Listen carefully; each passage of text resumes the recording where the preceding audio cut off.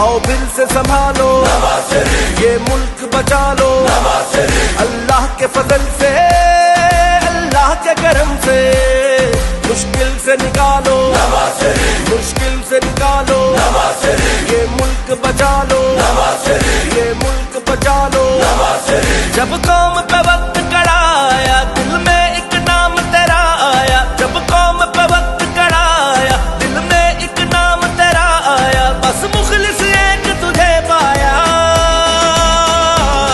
आओ फिर से संभालो ये मुल्क बचा लो, अल्लाह के फजल से, अल्लाह के करम से, मुश्किल से निकालो, ये मुल्क बचा लो। आपका अपना मेज़बान एम ए रहमान न्यूज़ 24 के हवाले से इस वक्त अली परवेज़ साहब के मरकज़ी ऑफिस में मौजूद है, जहाँ से आज इनसे बात करेंगे। इनकी इंतखाबी मुहिम के हवाले से यहाँ पे इफ्तिताह किया गया आया, वो क्या कहते हैं? मलिक साहब आप खैरियत से? जी सर, दुआएं। अल्लाह ताला का बहुत करम है, मियाँ नवाज शरीफ साहब ने एक दफ़ा फिर एतमाद किया है, जमात ने ये आजमाइश में ये मौका दिया है कि दोबारा इस हल्के से नुमाइंदगी कर सकूं।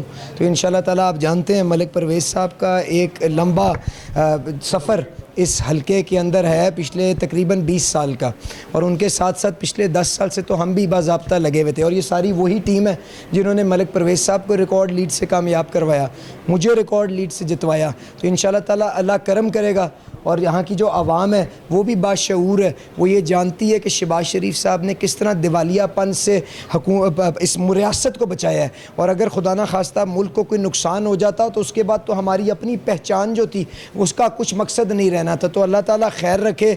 और जो इस्तकामत पीछे मुश्किल फ़ैसलों से हासिल की है, अब ये वक्त आ गया है कि उसके ऊपर हम चीज़ों को बढ़ाते हुए लोगों को आसानियाँ दे सकें। तो इंशाअल्लाह ताला यही वो एजेंडा है जिसको लेकर शहबाज शरीफ साहब और मरीम नवाज़ साहिबा यहाँ पे पंजाब में हुकूमत कर रही हैं। और इन सारे दोस्तों के मशवरे के साथ हम इंशाअल्लाह ताला इस रास्ते पे गामज़न हैं। अच्छा अली साहब, बहुत से तरक्याती काम भी आपने करवाए, कामयाबी के बाद सबसे पहले प्लान ऑफ एक्शन अब आपका क्या होगा? देखें, इस वक्त सबसे बड़ी जो इस मुल्क के लिए आजमाइश बनी हुई है ना, वो महंगाई है। उसके ऊपर किस तरह से काबू पाना है, और उसके पीछे जो बुनियाद है वो मेरे ख्याल से वो खसारे हैं जो इमरान खान साहब छोड़ के गए, चाहे वो अंदरूनी खसारा हो जिसमें आपके अखराजात जो हैं हुकूमत के वो बिल्कुल आउट ऑफ कंट्रोल हुए हुए हैं। उसके बाद आपको नोट छापने पड़ते हैं, कर्जा लेना पड़ता है जिससे महंगाई बढ़ती है। उसके बाद आपने देखा है कि आपको डॉलर का एक फुकदान है, आपको IMF के आगे एक अरब डॉलर के लिए गिड़गिड़ाना पड़ता है। तो आपको अपनी जो सारी की सारी जो डिपेंडेंस है वो अपने ये जो IMF के ऊपर से हटा के अपने आप को अपने पैरों के ऊपर मुल्क को खड़ा करना होगा। तो उस तरफ सारे का सारा रुझान लगाना होगा, उस तरफ सारा ध्यान लगाना पड़ेगा, और वहीं से आपकी आवाम के लिए रोज़गार भी पैदा होगा। तो इंशाअल्लाह ताला जब आमदनी बढ़ेगी, लोगों की रोज़गार मुहैया होगा, महंगाई पे काबू होगा, तो चीज़ें खुद ब खुद ही बेहतर शक्ल के अंदर आगे आना शुरू हो जाएंगी। माशी इस्तेहकाम के लिए पाकिस्तान मुस्लिम लीग नवाज का क्या किरदार है, क्या प्लान उन्होंने बनाया हुआ है? देखें, इस वक्त सबसे पहले तो जो समझने की ज़रूरत है मलिक साहब, अगले 4 साल के अंदर 100 अरब डॉलर की ज़रूरत है, 100 अरब डॉलर के लिए। तो सबसे पहले तो जो शहबाज शरीफ साहब ने अपनी तरजीहात तय की हैं कि फ़ौरी तौर पर तो आपको IMF के पास जाना पड़ेगा, और IMF के पास जब आप जाते हैं वो आपको ये नहीं बताते कि आपने गरीब की जान निकालनी है, वो कहते हैं अपने खसारों के ऊपर काबू पारे। तो शहबाज साहब जो करने की कोशिश कर रहे हैं वो ये है कि गरीब तबके के ऊपर से बोझ हटा के वो लोग जो टैक्स नेट के अंदर नहीं है, वो लोग जो साहिब हैसियत हैं, उनके ऊपर अपना वो वज़न उठा सकें, और लोगों के ऊपर, गरीब आदमी के ऊपर बोझ हम कम कर सकें, जो बिजली के ऊपर टैक्स है उनको कम कर सकें। तो ये वो ओरिएंटेशन है जो हमें बदलने की ज़रूरत है, अपनी मईशत का रुझान डायरेक्शन ठीक करने की ज़रूरत है। तो इंशाअल्लाह ताला इन सारी चीज़ों के ऊपर शहबाज शरीफ साहब काम कर रहे हैं। उन्होंने पहले भी अपना सियासी सरमाया ज़ाया किया मुल्क को दिवालियापन से बचाने के लिए, और अब भी उन्होंने इस्तकामत ले हैं, और अब उसको आपको मैंने बताया, अब तो गेयर बदल के गाड़ी को तेज़ करने का मौका आ गया है। तो इंशाअल्लाह ताला इन चेहरों के ऊपर आपको बहुत जल्द मुस्कुराहट भी नज़र आएगी, महंगाई भी गिरती हुई नज़र आएगी, जिसके पहले ही इशारे आने शुरू हो गए, और रोज़गार के मौके भी बढ़ते हुए नजर आएंगे। बजट करीब है, बजट में क्या रिलीफ देने जा रहे हैं आप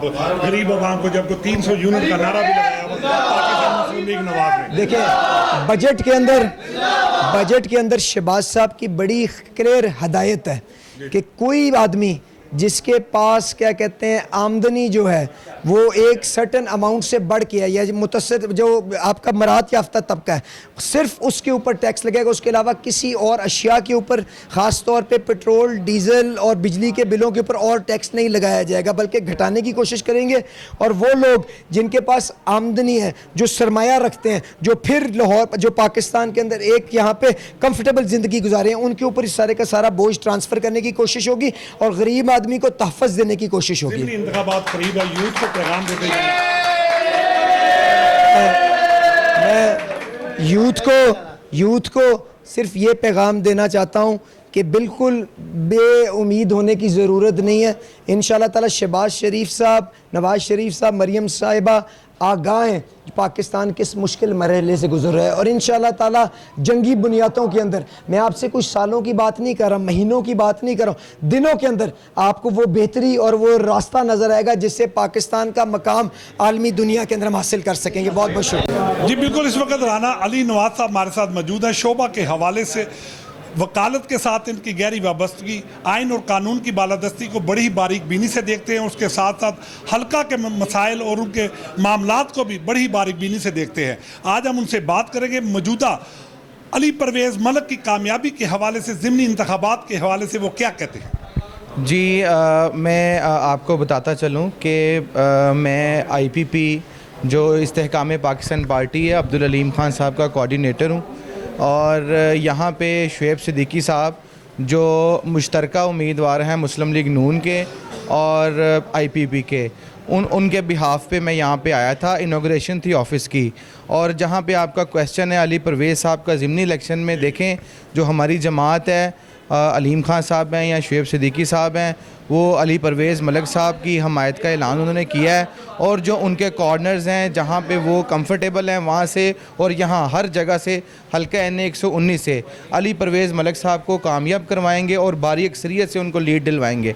और दूसरी बात रही शुएब सिद्दीकी साहब की, शुएब सिद्दीकी साहब जो हैं माशाल्लाह वो बड़े पढ़े लिखे और बड़े ही माशाल्लाह मैच्योर सियासतदान हैं, लोगों की खिदमत करने वाले हैं।